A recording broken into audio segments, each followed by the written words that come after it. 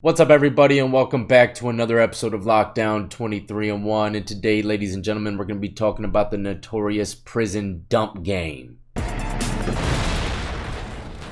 For anybody that doesn't know what that is, it's pretty much just like a power bomb that you see in wrestling sometimes. They put you in the air and slam you on your back. Hopefully your head don't break on the way down. A lot of people think that prison stabbings is probably one of the more lethal things you need to be looking out for. But in reality, most people are probably going to see the dump game well before a shank.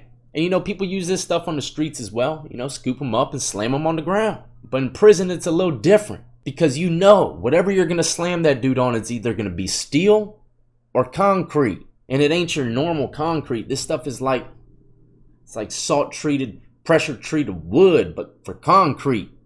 I got to turn this light off, man. But it's a very scary move, not only for the person that is being done to, but the person that's slamming them. I've read countless stories of people being slammed to their death, and the dude had no intentions of killing them.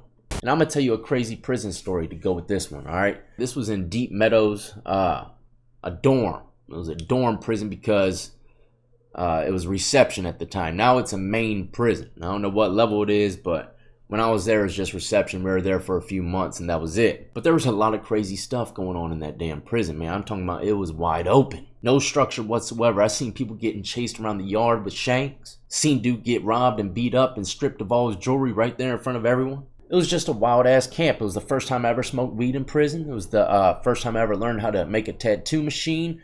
I mean, this was on reception. I literally just stepped foot into prison. This was like the first taste of prison ever in my life. And I'll tell you what, it was a straight crash course.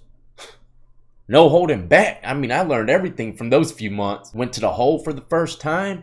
Got caught tattooing for the first time. Everything, for the most part, was like the first time in that place. I've seen street fights where people got slammed in the grass or on the ground or something. A couple decent slams. But this slam was unlike any other slam I've ever seen.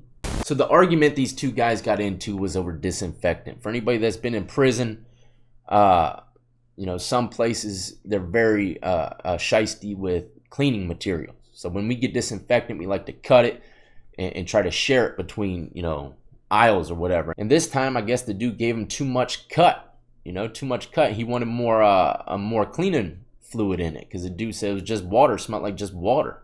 And you know, just to paint a better picture before we move on with the story, this dorm was set up pretty wild. This prison, I believe, had like 8 buildings, all right? And each one looked like a little private jet hangar. And when you walk into these hangar-like dorms, when you go through the front door, there's a little hallway.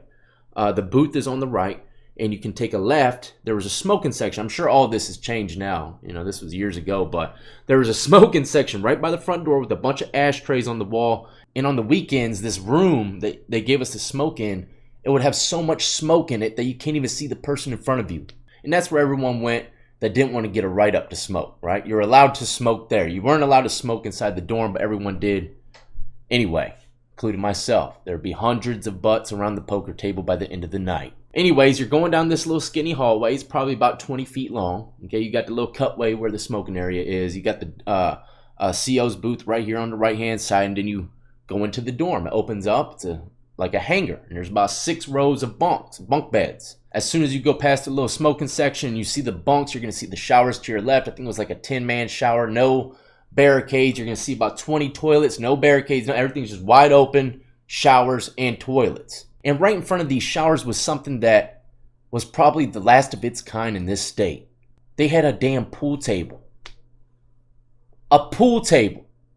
When I seen that, I said, this ain't going to be that bad after all.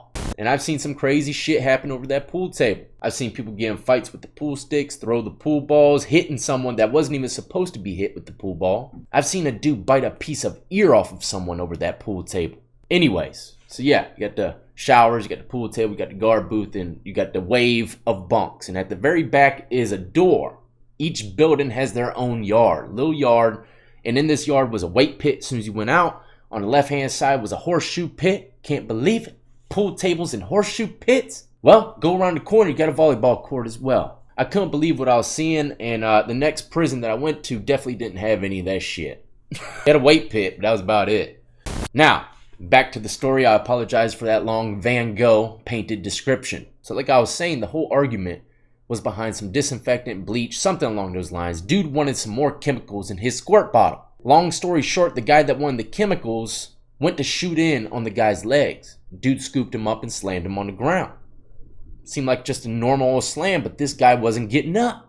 The craziest thing about this story, I mean, yeah, it's a slam, but it happened so fast that no one really even seen too much of it. It was really the after effects of it. The guy was knocked out. You know, usually when people get knocked out, they come to, saying about 5 minutes tops, trying to get them to wake up. They'll usually wake right back up, but this dude wasn't waking up. He wasn't waking up, and dudes were even playing around with the guy by pushing him underneath the bunk, like a prank, thinking he was gonna wake up under the bunk or whatnot. But the dude never woke up, man. He was just sitting there. The guy that slammed him was so regretful about the situation, trying to wake this dude up, that he went to the booth. He went to the damn booth and told on himself and said, "You need to get this guy out of here, man. He might be dead." They came in, got the dude onto the stretcher, and he was just completely lifeless, man. I mean, his arm went to the side off the stretcher. They had to put it back on. He was just completely out. And that was like an hour after dude slammed him. So, I'm not no paramedic,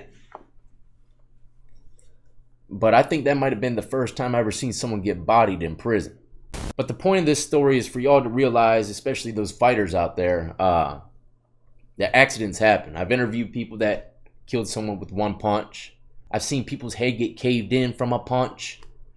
Guns and shanks are very dangerous, but, fighting is really glorified nowadays, with MMA, boxing, all this stuff. But for real, it can be lethal. So always take precautions, especially when it comes down to the dump game. Some people don't ever wake up from it. And then you're going to be waking up every single day in prison the rest of your life. But I hope you enjoyed the story, ladies and gentlemen. Got a little bit from it. Do not forget to hit the like, subscribe, notification bell if you did. Go check out all the links in the description of the video. Add me up on Twitch, Twitter, Instagram, and TikTok. Go support the channel. Buy yourself some merchandise on Teespring. And as always, I salute to every last one who's been supporting me since the beginning, and everybody who's just now joining the lockdown compound. Y'all be easy, be safe, and stay free.